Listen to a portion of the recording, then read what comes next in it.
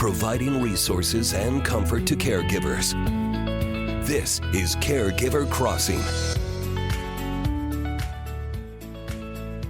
Oh, you start. Hey, everybody. This is Caregiver Crossing. It is. If you are a first-time listener, we want to let you know that we are a show brought to you by Joy's House, presented in partnership with our friends at Cardon and Associates. And we are here every week to talk about all things caregiving. And hi, I'm your host, Tina McIntosh. Hi, Tina Bina. Hi. Terry Stacy here. And our lovely producer. I'm Noah. And we have a special guest today. I know. Pretty girl. You want me to introduce her? Please. So in the room, about 22 years ago, I had my first child, and she's here today. And she's 22, and her name's Maya. Hi, Maya. Hi. Glad to have you here. Happy to be here. Not because she's an expert in caregiving, other than I want her to realize that one day her role will be to care for me. Yeah. Very true. Yeah, so you got to get really close to that mic. And right now, I'd just like you to say, yes, Mom, I will take care of you one day. Yes, Mom, Webster will take care of you one day. Oh, I believe that Noah can fix that mistake. Yeah, I'm going to edit your name in. Webster is her brother. So, Noah, you just got back from a vacation. I did. I recently got to go to New York City. I went once when I was a kid, but this was my first time going as an adult, and it absolutely incredible. Could you live there? I probably could. I think I probably could live there. It was one of the most fun times I've ever had in my life. We got to go to a Yankees game. We saw some shows, went to Central Park. Ooh, what shows did you see? I saw this show called Oh Mary.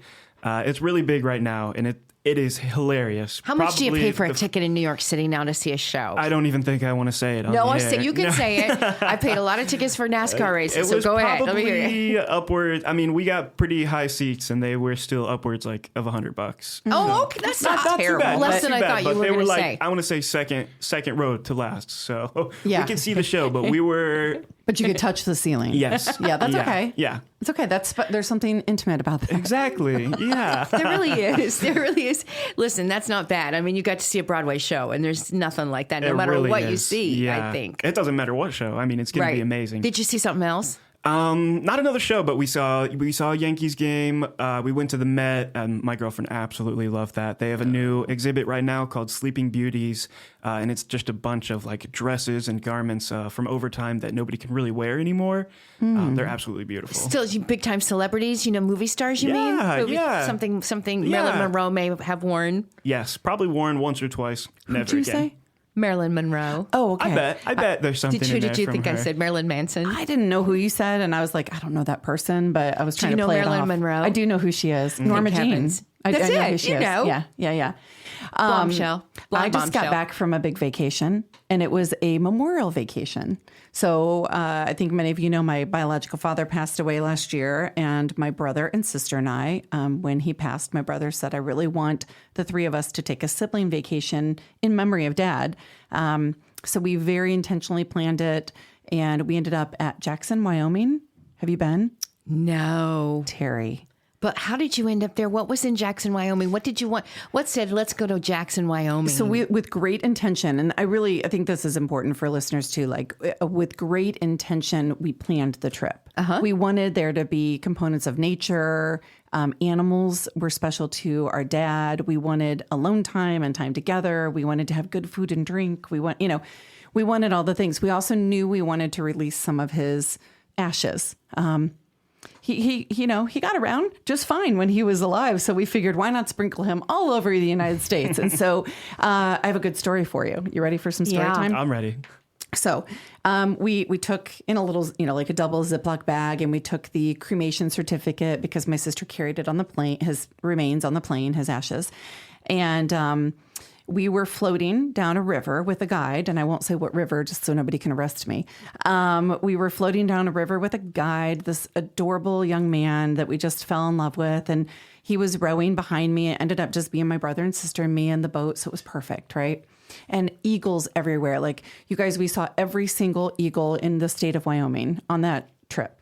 And so we were in our place. My sister was very good and said, can we take a couple minutes just to be? So we got quiet.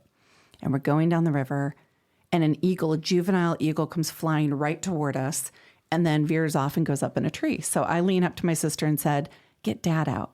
like, get dad out. And she goes, okay. So she reaches in her bag, gets out the little baggie, opens it up. She takes some of his ashes and very gently drops her hand in the water as we go by, and the ashes kind of, float off. And then she gives it to me, and I take some and I sprinkle them in, and we're like, see you, bud. And then my brother, being a total dude, takes the bag and like dumps half of it over the side of the boat. So I say to the young man driving, we'll call him Billy. Okay. I said, Billy, divert your eyes. And we know this is illegal. This is important to us. And, we don't want to get you in any trouble. And he said, oh, okay, whatever, happens on the river stays on the river. And then a few minutes later, we start talking about dad and his ashes and how that was important to us. And Terry, he said, oh my. And we turn around and look at him, and I can see the stress just rinsing off of his body. And he said, you guys, those were your dad's ashes? I thought you were doing cocaine. But think about it. I was like, Billy, divert your eyes. This is probably illegal. We don't want to get you in any trouble. So we gave poor young Billy a baggie. Yeah. And there was... He was probably scared for his life. Well, that is very funny. I think that is very funny. And I'm sure your dad loved this story. My dad would have been over the moon. I mean, like, it would have been the best for him. Oh, I think that's so beautiful. What a beautiful, beautiful thing. Yeah. So, that was something... Not the cocaine story. It was not cocaine again. Right. But just the laughter afterwards. I'm sure you all just, which was needed to be included in that moment. So Maya, where would you take my ashes? If I were cremated, where would you take me? I would definitely find a willow tree somewhere. Yes. Mm-hmm. Maybe I'll finally take you to Maine. Oh, that's a good idea. Because she's always wanted to go to Maine and never got to go to Maine. My dad won't take her there. And then you'd be there forever. You would be there in a place wow. That is a great answer. It's such a Jeff, I hope you're listening to the show right now. Because you'd like to go to Maine while you're still alive. I would. Do you want to go to Maine, Terry? Not really. Oh. I'll join you. If we can get some food. I like seafood. Everybody wants to go to Maine. It's kind of funny you say that, because that is a thing right now. Is Maine. Everybody wants to go see Maine. I had a lobster roll for the first time last night. Ooh. And it was amazing. I can't imagine. It was like a 8.2, and I can't imagine how good it would be in Maine. Right? Mm-hmm. Yeah. Well, did you have that locally? I had that in you Fishers. can't say where. I did have it locally. Yeah, it was local. It was local. Probably local lobster, too. I mean, everything about that sandwich was local. Said it was from Maine. By Maine, I mean the White River. Okay, we have to take a break. Yep. We will be back, and we've got a guest coming from the Restoracy, I believe, right? Yes, we do. So looking forward to having Brian with us. Okay, you're listening to Caregiver Crossing. This is a show designed for family caregivers and the people who love them. Caregiver Crossing is brought to you as a service of Joyce House in partnership with Cardon and Associates. With locations in Broad Ripple and near the University of Indianapolis campus, Joyce House provides exceptional day services for individual living with a life-altering diagnosis and compassionate support for family caregivers throughout the community.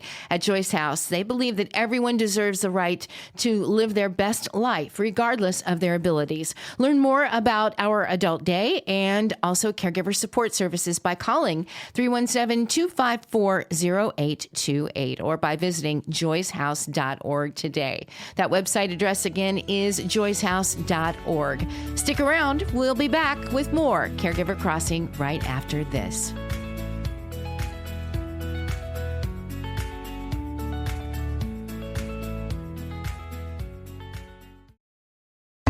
Looking for ways to save on your energy bills? AES Indiana has you covered. From smart thermostats to home energy assessments, we offer simple solutions to keep your home comfortable and your costs down. AES can help you save money and energy with kits, tips, rebates, and more. Visit aesindiana.com/ways to save to learn more about how we can help you save money. AES Indiana, helping you discover real ways to save. As you write your life story, you're far from finished. Are you looking to close the book on your job? Maybe turn a page in your career? Be continued at the Georgetown University School of Continuing Studies. Our professional master's degrees and certificates are designed to meet you where you are and take you where you want to go. At Georgetown SCS, the learning never stops, and neither do you. Write your next chapter. Be continued at scs.georgetown.edu/podcast.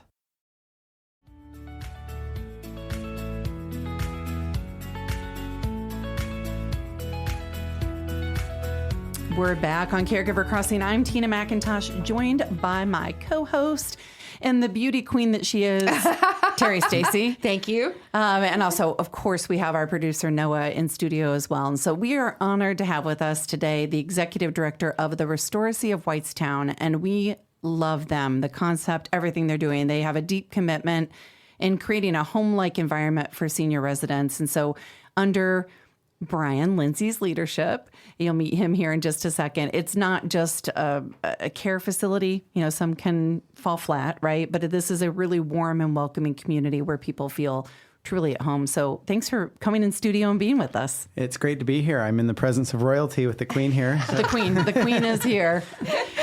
Thank you. So, Brian, the Restoracy, if you were just to describe it in simple terms, what do you say? And then we'll get into some more of it. Yeah, great question. The best way to kind of reference or to think about our model, think about nursing home level care in a house. So you all know what, living at home feels like, looks like, what the experience is. Most people want that same type of experience forever. They don't want to be institutionalized. So the best way to think about our care is that level of care that requires 24-hour nursing, professional caregiving, therapy, medical oversight, all the things that probably necessitate our level of care. All those things happen, but in a house. And so bedrooms, kitchens, living rooms, fireplaces, all the good stuff. And It's are they really all different. connected? So great question. So we have two campuses. One's in Carmel at about 126 on Rangeline, and then our Whitestown campus is right behind Meyer, just about a mile off of 65, so pretty close off the freeway. And so each of them are a neighborhood. So if you were to drive by, you would think, oh, that's a nice neighborhood over there. I wonder, when we were in construction, people would actually stop and say, oh, are these homes for sale? That's how home-like they look. And in the neighborhood setting, you drive around the block in Whitestown, there's 6 homes, and it literally has a block that you drive around. So they share a courtyard. They're backed up against each other. And then in Carmel, it's more of a cul-de-sac. And so it's right behind the Methodist church there on 126, right off the roundabout. And so we share a parking lot with them. And so you'll pull into the cul-de-sac, and then there's a roundabout at the top, so fire trucks and other things can turn around. But you get the sense that you're in a neighborhood. You have no idea, unless you saw a sign or you went into the homes, that there's actually senior care. It's so great. Yeah. And they're small. And I like that you keep them small. They are very in small nature. by You don't have design. like 100 homes. This is very small. And I just like the feel of how it sounds. And the story behind how this all got started is very interesting. Please tell where this inspiration came from. Sure, it's fun. The story really starts for me, in my experience with these homes in graduate school. So when I decided to take my education, which was in healthcare administration, most of my classmates went into hospital management, and I was drawn to senior care because of the intimate relationship that you could have with the residents, their families, the staff, and just really become part of the fabric. And at the same time, there is a stereotype associated with nursing homes. If I say I work in a nursing home, more likely than not, there's going to be some type of negative perception you're going to have of that environment, that experience, because of something you've experienced, something you've heard. And so I felt motivated and also excited about trying to change that perception. And one of the reasons I got into long-term care was so that I could be part of that change and helping people have a better perception with more love, more care. And that's one of the attractive things about being a nursing home administrator is you have the ability to influence that in a small environment. After 10, 11 years of doing that in what we would call big box or institutional nursing homes, I realized that my influence could only go so far. I'd worked for companies that had done, change of ownership. They'd take the same old nursing home, put a new name on it, paint the walls, redo the floor, and say, yay, but then it's still the same bricks and mortar, still the same operation. Well, let's be honest, the most beautiful place, like a person, the most beautiful place can become very ugly and unattractive very quickly. Yeah. Right? And you can't judge a book by its cover. And I want to be really careful. The industry in general is staffed and operated by wonderful people. Yes. This is an incredible, people don't get into this career, into this calling if they don't have good hearts and good intentions. I appreciate you saying that, because I think long-term care gets such a bad rap sometimes, and that's not true, right? Like, for those who need it, it can be the most beautiful and warm and welcoming thing. Yeah. It just takes one bad apple. Well, it does. Unfortunately, that's what people grab hold of often. Right. So. It covers everybody. And all these things are true. They are wonderful people. And the thing that I learned over my experience before we opened the Restoracy was people don't want this model.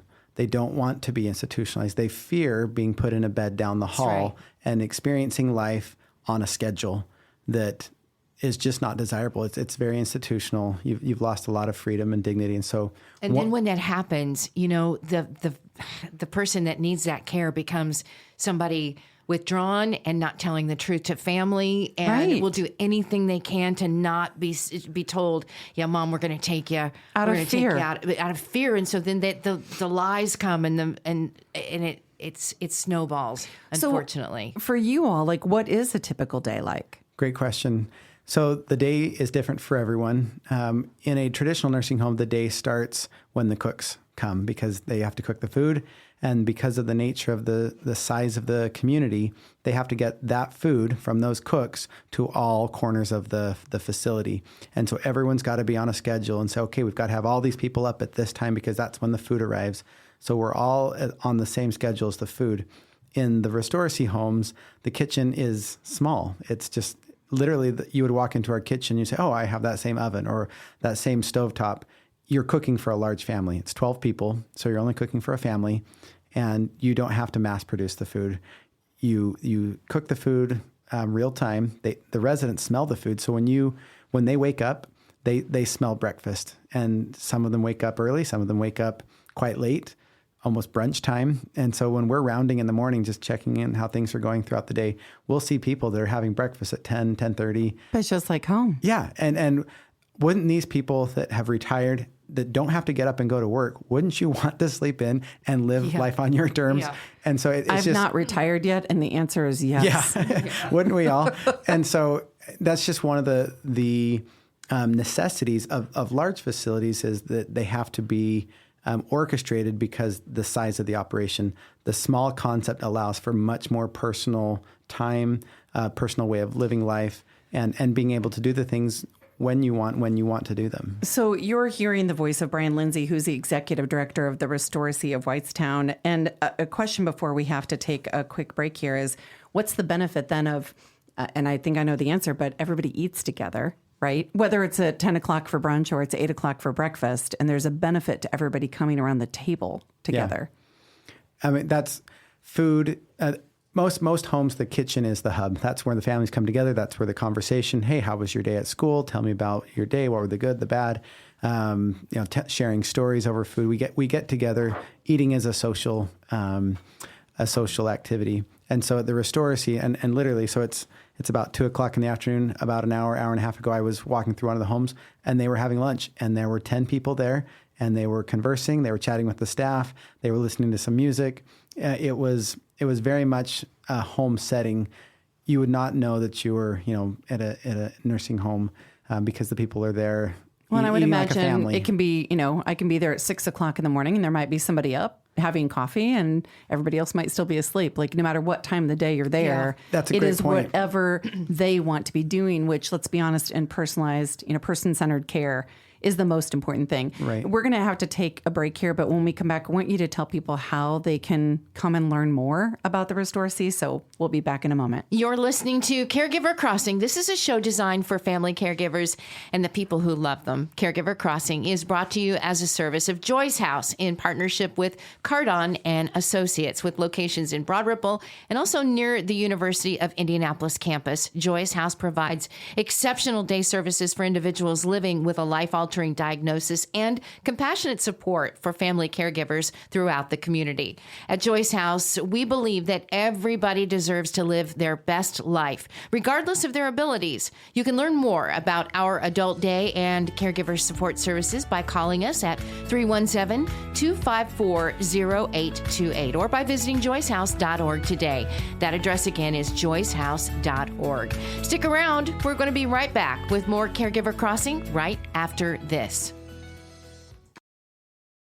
This podcast is brought to you by eHarmony, the dating app to find someone you can be yourself with. Ever wondered if there's a better way to gauge your compatibility with other people on dating apps? Well, there is on eHarmony. Thanks to their compatibility quiz, you can see what makes you compatible with other members. On eHarmony, you're one step closer to finding someone you can be yourself with without having to pretend to be someone you're not. Get who gets you on eHarmony. Sign up today. Most weight loss plans are one size fits all, not taking into account each person's individual needs. Noom, on the other hand, is built for your psychology and your biology, meeting you where you are. Noom Weight uses psychology, and that's why they say losing weight starts with your brain. But it also takes into account your unique biological factors, which also affect weight loss success. The program helps you understand the science behind your eating choices and why you have cravings. Stay focused on what's important to you with Noom's psychology and biology-based approach. Sign up for your trial today at Noom.com. That's Noom.com.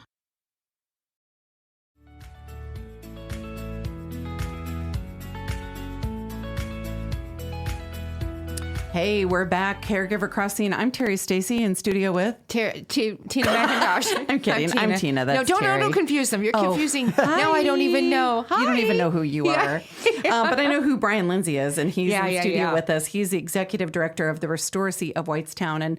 And I actually have some quiz questions for us today. Okay. But before we do that, hold on. Before you get so excited, I love it. How can people, do they just come to the Restoracy? Do they get on your website? There's 3 ways that you can get in touch with us. Okay. One, you can come to our front door. Just like a house, you can ring the doorbell. And on each campus, both in Carmel and in Whitestown, there is a house that is not for the residents. It's an office so that our work does not infringe upon their day-to-day. So just walk up, ring the doorbell like a human. Yep, just come to our Fantastic. house, walk in. Second would be to come to our website. That's for either location, www.therestoracy.com, so the restoracy.com. Okay. And then the phone numbers for both locations, Carmel's is 317-401-8888, and Whitestown is 317-769-8888. So both of them are easy enough. A bunch of 8s. Just dial a bunch of 8s. But the restoracy.com, I think, because you can get the website, or you can get the pictures, mailing floor address, plans, all the things, right? all the different levels of care. All right. Contact information. Yep. So here's a question I have for all 3 of you. All right. I am co-chairing what's called Reframe Aging Work Group. It's for the Indiana Governor's multi-sector plan that we're putting into place. It's a 10-year plan, which seems like a long time, right? Of how do we age well in the state of Indiana? So here are my questions for you.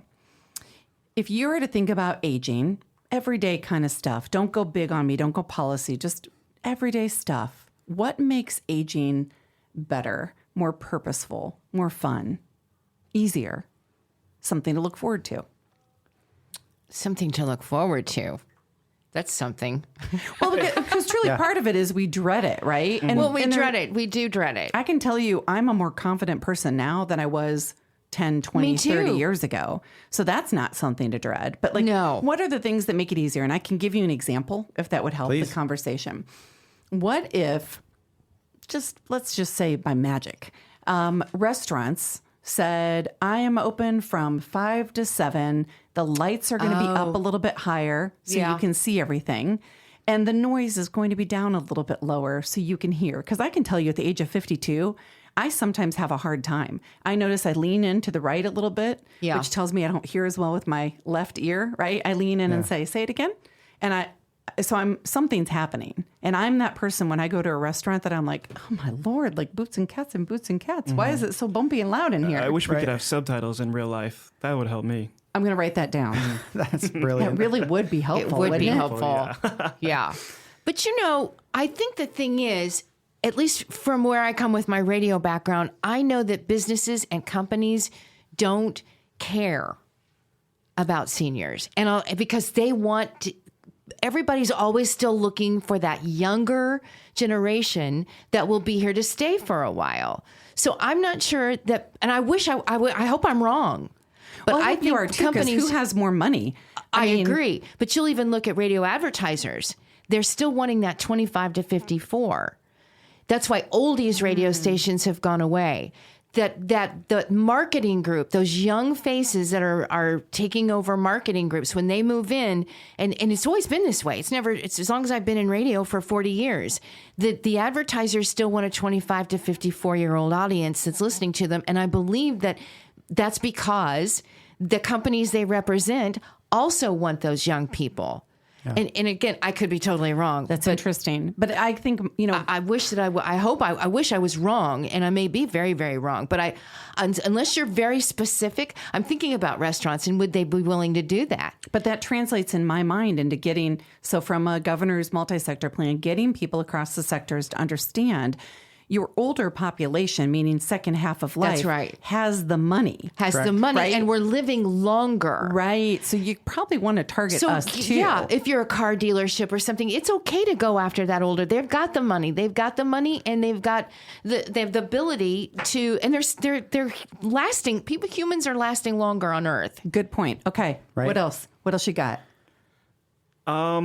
Well, I was just wondering, we talk a lot about how aging adults experience a lot of loneliness. So I'd love to see some more community aspect. I mean, much like the Restoracy, they emphasize community so much. I think it would be amazing to have like a mentorship program where some older adults could teach some of the younger people, and that would give them some of that form of community too. They could just share their life stories as well. Cross-generational experiences. Yeah. I think one of the things that we've seen, as you look at the spectrum, age is just a number, right? I mean, these are people that have really experienced life, know what life's all about, and can share their experiences. They're the most interesting. It's incredible. The demographics. We were just blown away with the stories and just some of the people. We had a resident that stayed with us in our Carmel community. He was the developer of Big Red chewing gum. Like, I've chewed 1,000 pieces of that, and we're taking care of the guy that invented it. I mean, just really cool stuff like that. I want to talk to him. Yeah, I know. That is cool. And a few other flavors as well. But one of the other things that I think is important for listeners. Juicy fruit. Sorry. I'm sorry. Double mint. Back there. It was a bubble yum or something like that. Go on. But, fruit stripes. So we've got a spectrum of different needs. And so, when I say age is a number, so when you say seniors or people that are advancing in years, what they may be looking for fresh out of retirement is probably more travel, fun, more of a social experience. And then as the body revolts on our fun, rains on our parade, and just some of the natural life processes start where, we're losing our hearing, our eyesight, our ambulation, all the different things we need to do to enjoy life to its fullest. And maybe you need professional care. There is a spectrum. Home health, independent living, assisted living, skilled nursing. And so when you think about that spectrum, one of the things that I've said for many years, it is a great time in our history to age, because there are so many more options out there. It's not just, you're at this convalescent center, you're at the nursing home, and that's where you have to go. It's, what do you like to do? What do you value? You want to be out and tour and get on the bus and go to events and things like that. There's this beautiful, cruise ship style assisted living or independent living that does those things. Or I grew up on a country farm and I just want simple life. I want small. I don't want to be around a lot of people. I want to have a small, intimate environment. And so, I've kind of shown a perspective or a spectrum of what people may want and what they value. And so the nice thing for seniors is there's something for everyone. You can find it. For everyone. And so if you're looking for the Restoracy, we want to encourage you to go to therestoracy.com. You can hear it in his voice. He cares. Yes, right? He does. Great leader. We all great, care. What you're doing is great. It's a great industry. Yeah, it is a wonderful industry. And I'm really glad you're part of it. I'm glad you're here on Caregiver Crossing. And thank you for your time. We hope you'll come back and visit again. Great. It's been wonderful. If you would like to answer the question about what would help make aging in Indiana and Illinois I mean, I don't get to represent Illinois, but we know we have listeners there. More fun, more purposeful, more exciting. Email me at tina@joycehouse.org. No thought is too small. So again, tina@joycehouse.org. All right, we'll be back in just a moment. Until then, you are listening to Caregiver Crossing, a show designed for family caregivers and the people who love them. Caregiver Crossing is brought to you by Joyce House in partnership with our friends at Cardon and Associates, and they have 20 communities owned, operated, or managed in the Midwest and more than 40 years of senior living experience. Cardon and Associates provides residents with the best senior living options and personalized service. Visit cardon.us for more information and to find a community near you. For now, just stay put. We'll be back here in just a moment, almost closing out the hour here with more Caregiver Crossing right after the break. Rakuten is the smartest way to save money when you shop because you earn cash back at over 3,500 stores. Fashion, beauty, electronics, home essentials, travel, dining, concert tickets, and more. Your favorite stores like Lowe's, Levi's, and Nike pay Rakuten to send them shoppers. And Rakuten then passes on a part of that payment to its members as cash back. You're already shopping at your favorite stores. Why not save while you're doing it? It's a no-brainer. Membership is free and easy to sign up. Get the Rakuten app now and join the 17 million members who are already saving. Cashback rates change daily. See Rakuten.com for details. That's Rakuten. Your cashback really adds up. This message comes from Greenlight. Ready to start talking to your kids about financial literacy? Meet Greenlight, the debit card and money app that teaches kids and teens how to earn, save, spend wisely, and invest with your guardrails in place. With Greenlight, you can send money to kids quickly, set up chores, automate allowance, and keep an eye on your kids' spending with real-time notifications. Join millions of parents and kids building healthy financial habits together on Greenlight. Get started risk-free at greenlight.com/Wondery. Welcome back to Caregiver Crossing. Thank you again, Brian. Thank you so much to our listeners, too, for sticking around with us through this last break. I'm Terry Stacy, along with Tina McIntosh, and producer Noah's here. Maya is back in the room. And we just, as we said, finished our conversation with Brian. I liked your question. Yeah. If you're just joining us, if you're just tuning in. Oh, okay. So if you're just joining us, I hope that you will email me at tina@joycehouse.org with your thoughts on aging. In the state of Indiana, I'd also be interested to hear from those of you in Illinois, although I'm representing a committee for the governor's multi-sector plan in Indiana. But what are some simple things that we can do? And Maya, I'd like to hear your perspective on this. What are some simple things we can do that make aging attractive, fun, purposeful? Now I'll give you an example of something that somebody said to me. What if we had checkout lanes at big grocery stores between, I don't make up the hours, like 8 and 10 a.m., only for people over the age of 65? And that does occur on occasion. Some of the big box stores will do that, just opening it up for seniors to come in. I think that's awesome. I like that idea. Right? Because I hear so many people as they're aging say, I feel hurried and I get nervous and I want to grocery shop, So that's a very practical example. Can you think of anything that makes it, because we think of aging and we're like, oh, I'm getting older, and we have all these negative things in our head. And that's part of the problem. I think it is too, the perception. It's always been this way, right? But why? I don't know.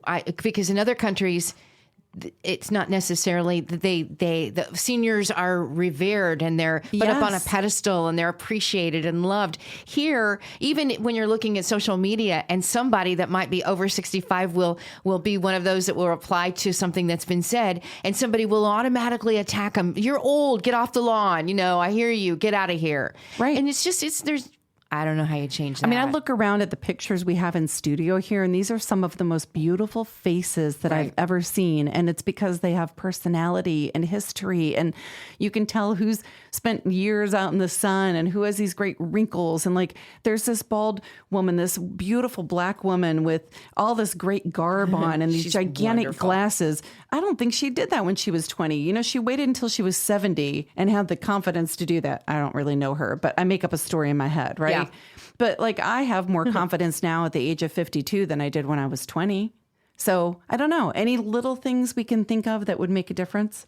Maya, what scares you about getting older? About what scares you? What you wish was a different, so that you would not be as nervous about getting older? I mean, you got a long way to go. My mindset on aging myself has changed a lot. And you talk about the negative mindset that surrounded it, but I've redirected that to being like, we don't age because of time. We age because of the things that we've put onto our bodies. Like, we go out in the sun and we enjoy the things that we do, and our joints get weak because we run and we play with little kids and all the kind of things. So I think the first step in embracing aging is to like realize that it's because we've been experiencing things. We've lived life. Yeah.